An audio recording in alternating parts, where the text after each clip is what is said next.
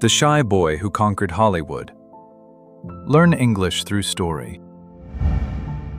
One small farm, one shy boy, and a pencil that would one day draw the dreams of the entire world. Tonight, on Calm English Stories, we will walk slowly through the life of a man who failed many times before he succeeded once. A man who was told he had no talent.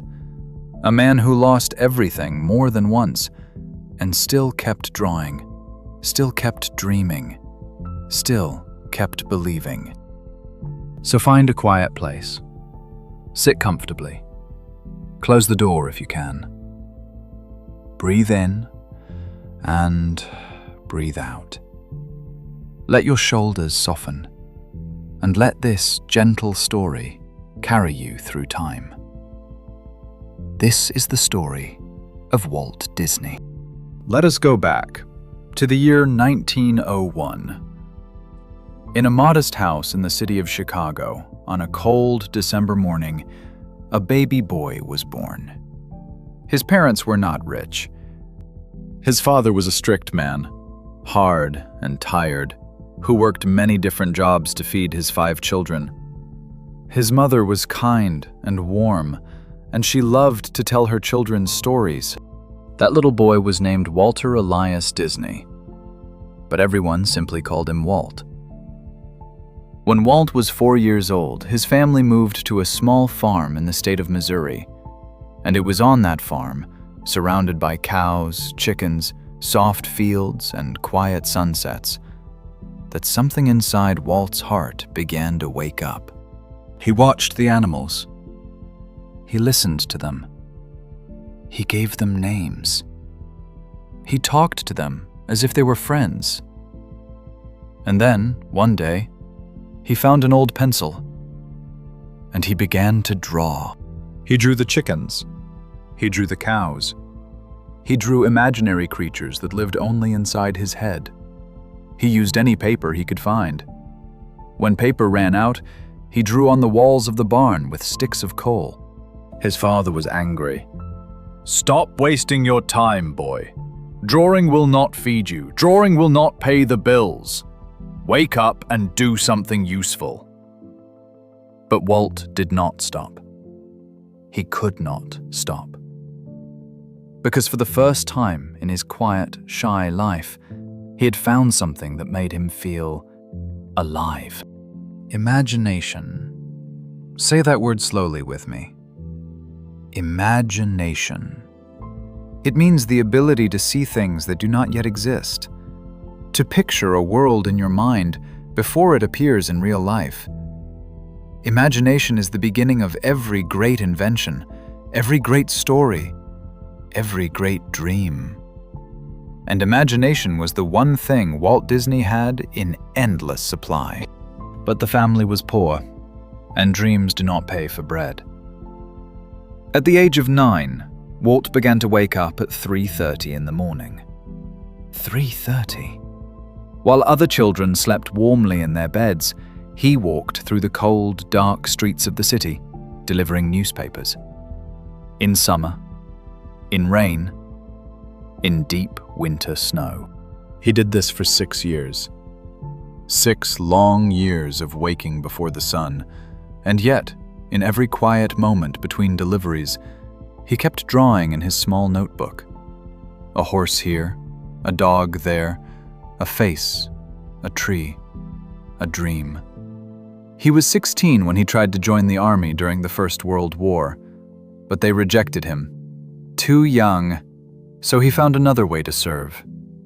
He drove a Red Cross ambulance in France, helping wounded soldiers come home. And on the side of that ambulance, quietly, when no one was watching, he drew small cartoons. Soldiers laughed when they saw them. For a brief moment, in the middle of a terrible war, his drawings made men forget their pain. When the war ended, Walt came back to America with one clear dream. He would become an artist, a real one. He walked into a newspaper office and applied for a job as a cartoonist. The editor looked at his drawings carefully. He shook his head. "Mr. Disney," he said, "I am sorry. You do not have enough imagination. You should find another career."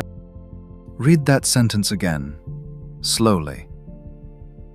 The man who would one day create the most magical company in the world was rejected for lacking imagination. Most people would have given up. Most people would have listened. Most people would have walked out of that office and never picked up a pencil again. Walt did not. He walked out, sat down on the steps outside, and quietly began to draw. By the age of 20, Walt started his own small animation studio in Kansas City. It was tiny. The walls were thin. The equipment was old. He could not afford to pay his employees properly, but he worked day and night, drawing characters, making short films, dreaming bigger and bigger dreams. Then, in 1923, his studio went bankrupt. Completely broken. He had no money, no company, no future. He was 21 years old. He was eating one meal a day. He was sleeping on the cold floor of his office because he could not afford rent. But Walt did something nobody expected. He packed one small suitcase. He bought a one-way train ticket to California. He had only $40 in his pocket and a half-finished cartoon film under his arm. And he went west, toward Hollywood, toward the impossible. Now, pause for one moment, because what happens next is the moment that changed everything. The moment a quiet farm boy, broken and bankrupt, planted the seed of an empire that would touch every child on Earth. In Hollywood, Walt and his older brother Roy opened a new studio together. It was small, it was struggling, but Walt had begun creating a cartoon series about a clever little rabbit named Oswald. The cartoons became popular. Money finally started to come in. For the first time, Walt felt safe. And then, in one cruel meeting, the businessman who controlled the rabbit took the character away from Walt. He had signed a contract he did not fully understand. He lost Oswald. He lost his artists. He lost almost everything again. Walt walked out of that meeting silent. His wife Lillian was waiting for him. They boarded the long train back home together, and it was on that train, somewhere in the empty middle of America, late at night, with the world feeling very small and very dark, that an idea came to him. A new character. Not a rabbit. Something smaller. Something humbler. Something friendlier. A mouse. He sketched the mouse on a small piece of paper, right there on the moving train. He gave it round ears, big eyes, a warm, gentle smile. He wanted to call it Mortimer. His wife shook her head. "No, Walt. Call him Mickey. Mickey Mouse." And so, on a quiet train, two tired dreamers gave birth to a character who would become the most loved cartoon in human history. The first Mickey Mouse film was released in 1928. It was the first cartoon ever made with synchronized sound. Audiences had never seen anything like it. Children laughed. Adults cried with joy. And almost overnight, Walt Disney was no longer a failure. He was a sensation. The first Mickey Mouse film was released in 1928. It was the first cartoon ever made with synchronized sound. Audiences had never seen anything like it. Children laughed. Adults cried with joy. And almost overnight, Walt Disney was no longer a failure. He was a sensation. But Walt was not finished. He was just beginning. he decided to do something nobody had ever done before. He would make the world's first full-length animated movie. 90 minutes. Hand-drawn. In color. With music. With emotion. Hollywood laughed. Loudly. They called it Disney's folly. They said it was impossible. They said children would never sit still for that long. They said it would destroy his company. Walt borrowed money. He sold his house. He worked his artists almost to exhaustion. He himself slept on his studio floor for months. The film took 3 years to complete. In 1937, Snow White and the Seven Dwarfs opened in theaters. The audience watched in complete silence, and then exploded into applause. People cried, people stood and clapped. The film became one of the highest-earning movies of its time. Walt had done the impossible. Again. Resilience. Say that word with me. Resilience.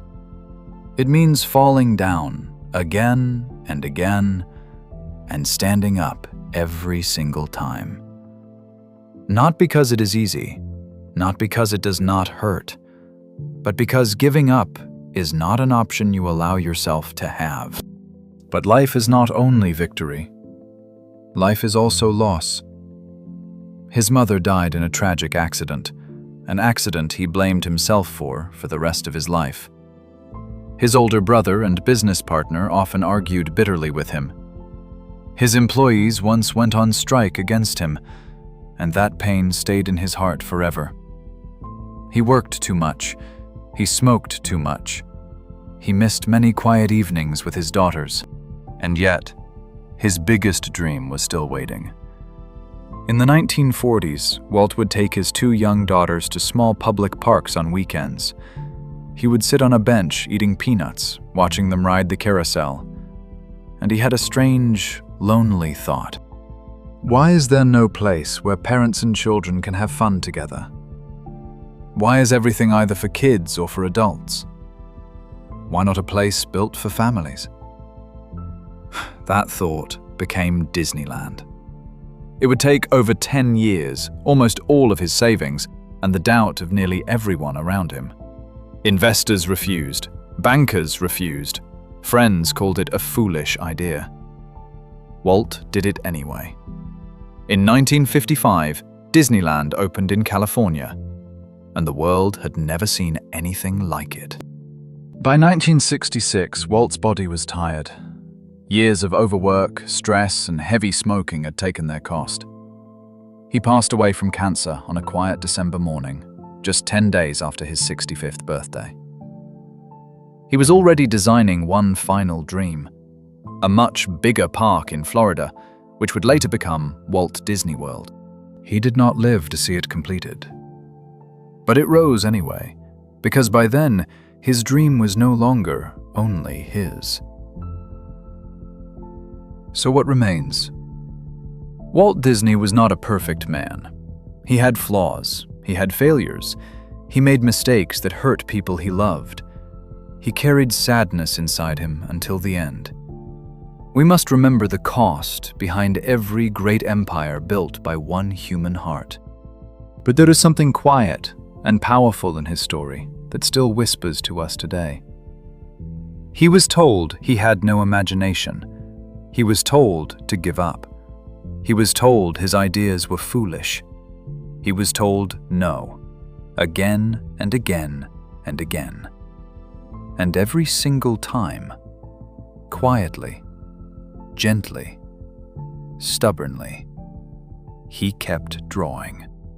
And now, think about yourself for a moment. You are here. You are listening to English. Maybe the words feel difficult sometimes. Maybe you have failed at things before. Maybe people around you have told you that your dream is too big. But you are doing something quietly powerful right now. You are learning. You are growing. Every English sentence you understand tonight is one more drawing in your notebook, one more line, one more page. And many small drawings made every day slowly become a masterpiece that no one can erase. Walt Disney built his world one drawing at a time. You are building your English one sentence at a time. The patience is the same. The faith is the same. The reward is the same. If stories like this help you breathe and learn, subscribe quietly to Calm English Stories and walk this gentle journey with us. Every Tuesday and Saturday morning, a new calm story will be waiting here for you. No pressure, no rush, just quiet, beautiful English, one story at a time. This has been Calm English Stories. Thank you for spending this peaceful time with me. Close your eyes if you like. Take one slow breath and carry something from tonight's story into tomorrow. Until next time, be gentle with yourself and never stop drawing your dream.